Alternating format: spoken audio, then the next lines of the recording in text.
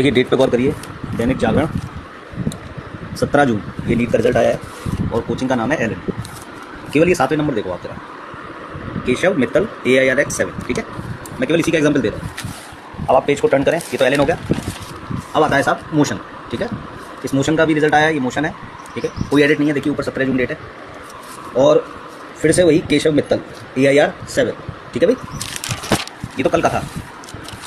अब आज का देखते हैं, ये डेट देखिए 18 जून दैनिक जागरण, ये नारायणा ने निकाला है अपना। ये देखिए 7 केशव मित्तल। समझ में आ रहा है भाई? नमस्कार दोस्तों, आज हम बात करेंगे नीट परिणाम के पीछे का सच। क्या कोचिंग ही सब कुछ है? कोचिंग में कितने सच हैं और कितने सब विज्ञापन? चलिए गहराई में देखेंगे। नीट यूजी 2025 में करीब 22 लाख छात्र शामिल हुए थे, लेकिन सीटें केवल थी 1,25,000 सीट थी।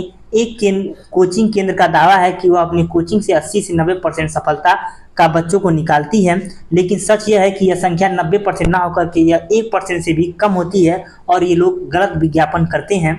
और इनकी सच्चाई के बारे में जानते हैं। कोटा में हर साल 2 लाख छात्र जेईई और नीट की तैयारी करने के लिए आते हैं। 2023 में कोटा में सुसाइड के 26 मामले थे।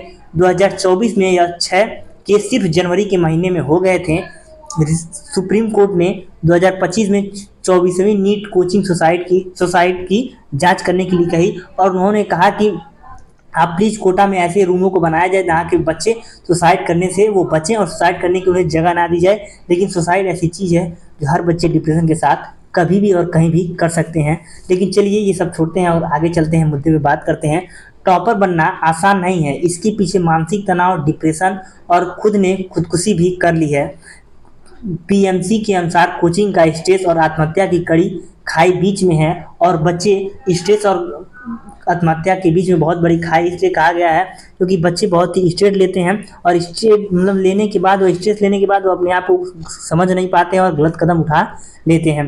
ठीक है, जिसमें अगर जिम्मेदार घराने और दिल से सपोर्ट देने वालों की ज़रूरत होती है ताकि कोचिंग मशीनरी को छोटा किया जा सके और कोचिंगों के द्वारा दिए गए दबाव को कम किया जा सके। लेकिन सब बुरी कहानी नहीं है। कुछ छात्र कोचिंग के साथ साथ NCERT मॉक टेस्ट और मेहनती तैयारी से AIR 3 जैसे रैंक पर पहुंचते हैं। कोचिंग मटेरियल, मॉक टेस्ट और NCERT से तैयारी बहुत ही एडवांटेज हो जाता है। सरकारी विद्यालय की 12वीं छात्र ने नीट पास किया, यह दिखाता है कि व्यवस्थित सरकारी सहयोग और उम्मीद का मिलन भी यह तय कर सकता है कि वह नीट निकाल सकती है। प्राथमिक शिक्षा का अभाव, सरकारी स्कूलों में नीट की तैयारी पर्याप्त नहीं है, जिसकी फीलिंग मदुरई, त्रिची जैसे जगहों पर भी देखने को मिलती है। 2024 नीट पेपर लीक में यह बहुत ही चिंताजनक बात आ गई थी कि 2024 में पेपर लीक हो गया था। और मैं आपको ये याद दिला दूं, जैसा कि आपने वीडियो सबसे पहले देखा है और इस वीडियो में आपको पता चल रहा होगा कि जो केशव मित्तल हैं वो रैंक नंबर 7 लाते हैं। और ये विज्ञापन जो है आपको एलन वाले भी दिखाते हैं, मोमेंटम वाले भी दिखाते हैं और ABC क्लासेस वाले भी दिखाते हैं। यानी कि एक ही बच्चा है, 1 ईयर है, यानी कि एक ही साल में पास आउट हुआ है और हर संस्था में वह निकला है। ये कैसे संभव हो सकता है? इसलिए कहते हैं कि हर जो कोचिंग संस्था है वो दावा करती है वो 80 से 90% बच्चों को सफल निकालती है, बट उसका दावा झूठ होता है, वो बल्कि 1% से भी कम होता है। ठीक है, इसलिए किसी भी विज्ञापन पर ना जाएं। आप किसी भी कोचिंग में दाखिला लेने के बाद अपने खुद पर विश्वास रखें, ना कि कोचिंग पे कि कोचिंग में इतने बच्चे सेलेक्ट होते हैं तो आप भी सेलेक्ट होंगे। जिसमें कोई रेशियो नहीं होता है कि अगर आप वहाँ पे ज़्यादा बच्चे सेलेक्ट हो रहे हैं तो आप होंगे, क्योंकि ये ज़्यादा बच्चे सेलेक्ट होते नहीं हैं।